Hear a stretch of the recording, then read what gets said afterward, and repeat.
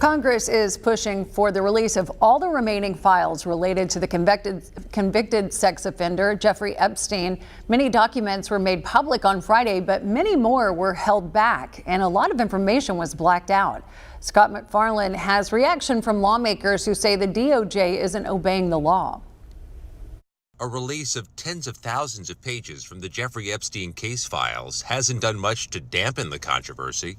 The records include images of celebrities, several showing former President Bill Clinton. Also released travel logs and Epstein contact lists that include then private citizen Donald Trump's name. An Epstein phone message with Trump's name too, though none indicate any wrongdoing from the president. But the Justice Department's release was incomplete and laced with redactions. Annie Farmer is an Epstein survivor. Newly released documents appear to show her sister, another survivor, notified the FBI about Epstein back in 1996. There's an awful lot of redactions, an awful lot. You don't seem surprised by that. I think we have all prepared ourselves for what redactions might look like, and that they could be used to continue to protect predators and protect other people in power. At least 15 files initially released were taken down without explanation, according to a CBS News review, including an image that appeared to show Trump in at least one photo.